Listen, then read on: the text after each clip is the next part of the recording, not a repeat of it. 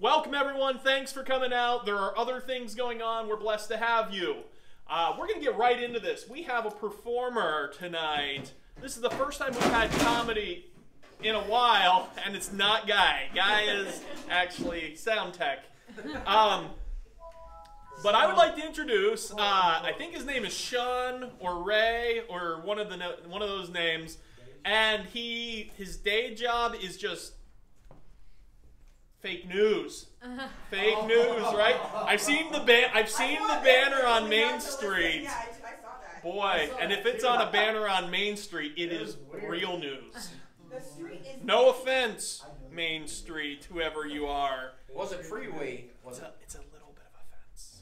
No, it's on Main Street. All right, please welcome from the Titusville Herald, and maybe I don't have a good comedy reference, Sean Ray. Woo!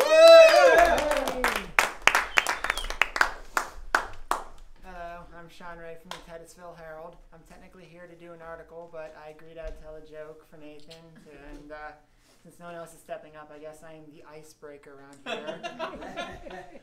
This is not the normal kind of comedy you normally see. I'm not going to be doing a stand-up routine. I'm going to be telling a typical joke with a typical one punchline, kind of thing you tell in high school and whatnot. But don't worry, folks, you're in for a treat, because this is the greatest joke ever told. Ooh. All right. Aristocrats. No. No. Oh. Okay. So, there is a conductor, and he's about to perform with his orchestra.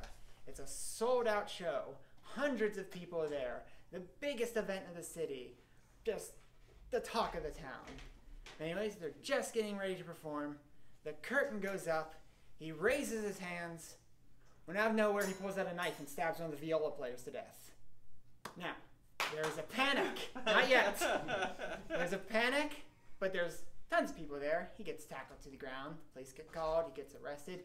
And there's so many witnesses. There's no way he's getting out of this. He is screwed. So, he's declared guilty at the trial. And they're going to give him the death penalty. They're going to fry him in the electric chair, because this joke takes place in the past when the electric chair was still used. So, it's the day of his execution. And the guard goes up to him and says, "Okay, what do you want for your last meal?" Because, standard tradition, you got to give the last meal. And the man says, "Before I tell you that, tell me, how many volts are they going to put through me?" And the guard says, "Well, we're going to put the standard 5,000 volts through you." The man says, "I see.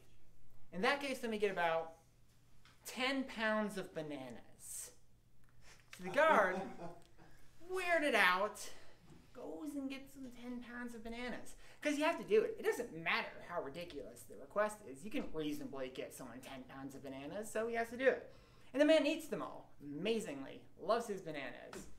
Anyways, he finishes the meal, and they take him to the electric chair. They strap him in, they wet the sponge, they put the hood over him, they flip the switch, he tenses up, relaxes, they turn the power off, and he's alive. He has survived his seating in the electric chair. So, they're going to have to execute him again. Now at this point, there's sort of the standard people getting angry about this, those who are against the death penalty and whatnot, but it's nothing too big.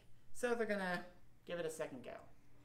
Anyways, it's the day of his second execution, and the guard, same guard, goes up to him and says, "Okay, what do you want for your next last meal?" Because it doesn't matter that they already did it once, they still have to give him the last meal. And the man says, "Before I tell you that, tell me, how many volts are they putting through me?"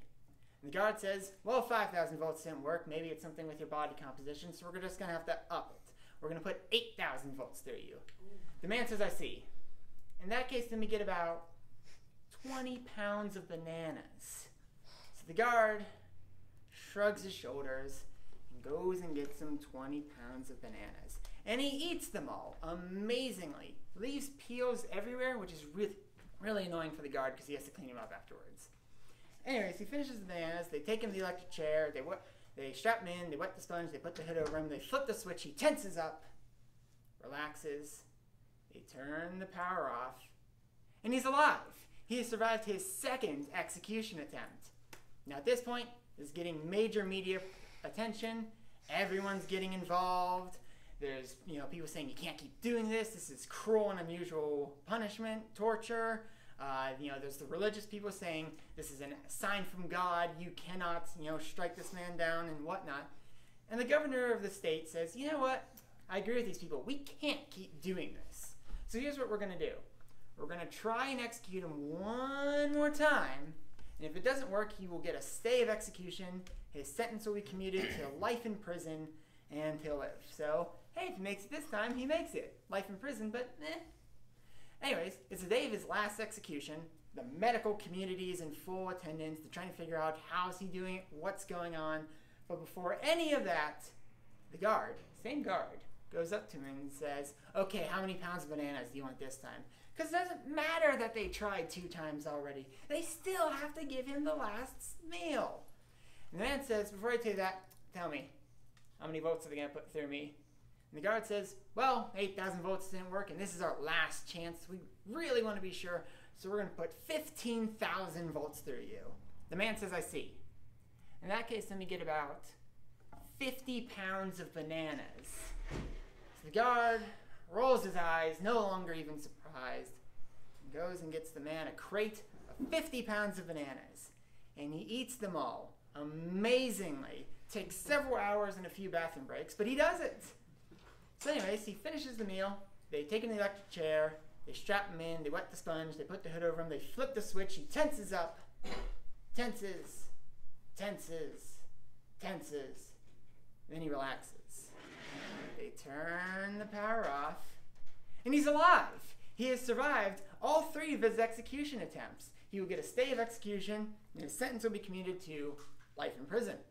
So they take him out of there, and the guard, same guard, is moving him out of there as the audience is all going crazy and wild and all the photos are going off.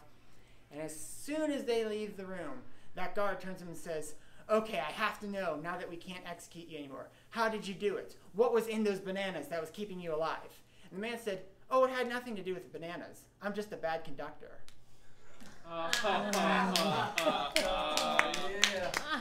Now, some of you may be wondering, Sean, that was a lame joke. How is that the funniest joke ever told? You told me this was going to be the greatest joke.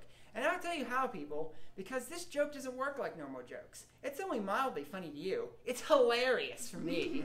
This joke is funny for the person who tells it. And that's how it spreads. Once you hear it, you're going to think, wow, I really want to experience the funniest joke in the world. And the only way you'll experience is you're going to have to go find a group of saps you haven't heard before and waste about 10 minutes of their time as you tell it. Woo! Yeah,